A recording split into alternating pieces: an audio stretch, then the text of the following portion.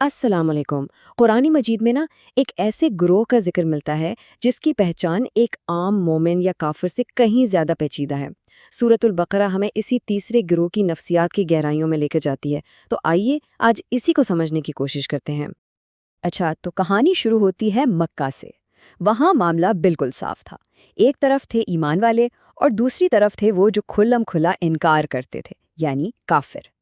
لیکن جب ہجرت ہوئی اور مسلمان مدینہ پہنچے تو اسلامی معاشرہ مضبوط ہونے لگا، اور یہیں پر ایک بالکل نیا اور بہت پیچیدہ گروہ سامنے آیا۔ سوال یہ ہے کہ آخر یہ تیسرا گروہ تھا کون؟ جی ہاں، یہ نیا طبقہ تھا منافقین کا۔ ان کی فطرت اتنی الگ اور اتنی اہم تھی کہ قرآن نے ان کی پہچان اور ان کی نفسیات کو واضح کرنے کے لیے خاص آیات نازل کیں۔ تو آخر یہ منافق ہے کون؟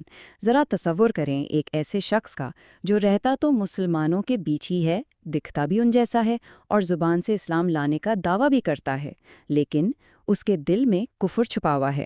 یہی وہ گہرا تضاد ہے، یہی ان کی اصل پہچان ہے۔ قرآن ان کا پردہ پھاش کرنے کے لیے انہی کے الفاظ استعمال کرتا ہے۔ دیکھیں، وہ کہتے ہیں ہم اللہ پر اور آخرت کے دن پر ایمان لائے، لیکن اللہ تعالیٰ فوراً اس دعوے کو رد کر دیتا ہے، یہ واضح کرتے ہوئے کہ حقیقت میں وہ مومن ہیں ہی نہیں، یعنی ان کا سارا ایمان صرف زبان کی حد تک تھا۔ تو سوال یہ پیدا ہوتا ہے کہ آخر وہ ایسا کرتے ہی کیوں تھے؟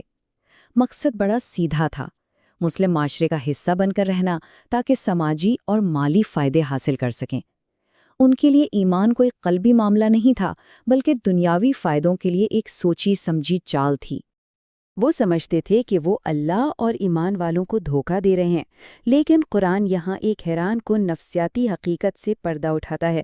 وہ کسی اور کو نہیں بلکہ اصل میں خود کو ہی دھوکے میں رکھ رہے تھے۔ اب سوال یہ ہے کہ یہ خود فریبی بھلا کام کیسے کرتی ہے؟ یہ خود کو نقصان پہنچانے کا عمل بالکل ایسا ہے جیسے کوئی شخص کسی سنگین بیماری میں مبتلا ہو مگر وہ ڈاکٹر کے پاس جا کر اسے چھپائے۔ وہ اپنے خیال میں ڈاکٹر کو بے وقوف بنا رہا ہے، لیکن حقیقت میں تو وہ اپنی ہی جان سے کھیل رہا ہوتا ہے۔ منافق کا معاملہ بھی بالکل یہی ہے۔ قرآن اس اندرونی کیفیت کو، اس دوغلے پن کو ایک خاص نام دیتا ہے۔ یہ کوئی معمولی اخلاقی کمزوری نہیں ہے، بلکہ یہ ایک گہری روحانی بیماری ہے۔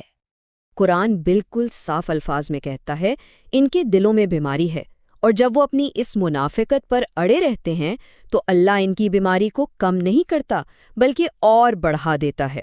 یہ اللہ کا ایک اصول ہے کہ جو ہدایت سے منہ موڑتا ہے گمراہی کا راستہ اس کے لیے مزید آسان کر دیا جاتا ہے۔ تو یہ بیماری ہے کیا؟ یہ کوئی جسمانی بیماری نہیں بلکہ روحانی بیماریوں کا ایک پورا پیکج ہے۔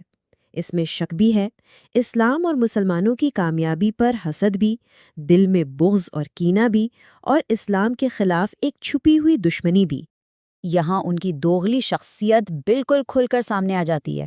جب وہ مسلمانوں کے ساتھ ہوتے ہیں تو کہتے ہیں ارے ہم بھی تو ایمان والے ہیں، تمہارے ساتھ ہیں، لیکن جیسے ہی پلٹ کر اپنے ہم خیال دوستوں کی محفل میں پہنچتے ہیں تو اصلیت ظاہر ہو جاتی ہے۔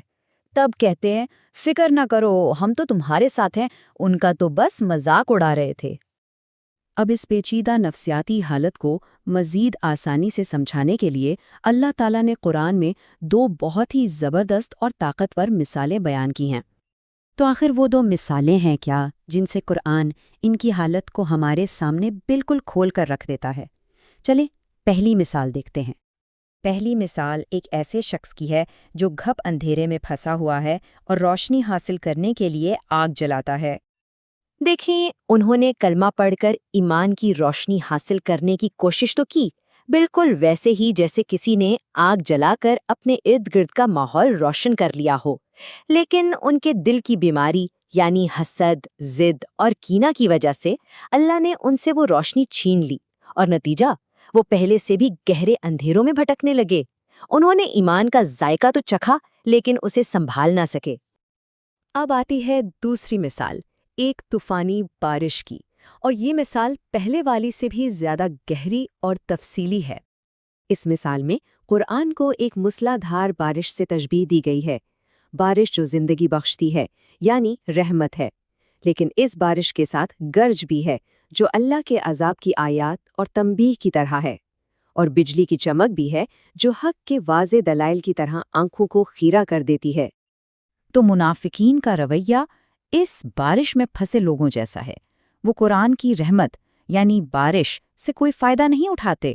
جب حق کی واضح دلیلیں یعنی بجلی چمکتی ہے تو وہ اپنی آنکھیں بند کر لیتے ہیں، اور جب عذاب کی آیات یعنی گرج سنتے ہیں تو موت کے ڈر سے اپنے کانوں میں انگلیاں ٹھوس لیتے ہیں۔ سیدھی سی بات ہے، وہ ہدایت کو قبول کرنے کے لیے تیار ہی نہیں ہے۔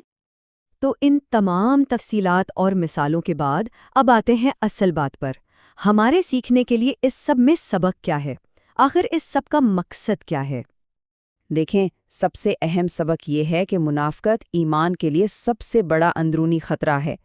یہ دیمک کی طرح ہے جو ایمان کی بنیادوں کو اندر ہی اندر سے کھوکھلا کر دیتی ہے۔ ایک کھلے کافر سے نمٹنا پھر بھی آسان ہے، لیکن ایک چھپے ہوئے منافق کو پہچاننا بہت ہی مشکل ہے۔ اس لیے دین میں سب سے اہم چیز خلوص نیت اور سچائی ہے۔ تو حاصل کلام یہ ہے کہ ایمان محض زبان سے ادا کیے جانے والے چند الفاظ کا نام نہیں، اس کی سچائی دل کی گہرائیوں سے ثابت ہوتی ہے، اور اس کا سب سے بڑا گواہ ہمارا عمل ہوتا ہے۔ منافقت کو ایمان کے ساتھ ملانا کسی اور کو نہیں بلکہ اپنی ہی ابدی زندگی کو تباہ کرنے کے مترادف ہے، اور یہ ساری گفتگو ہمیں ایک آخری گہرے سوال پر چھوڑ جاتی ہے: کیا ہمارا ظاہر اور ہمارا باطن واقعی ایک ہے؟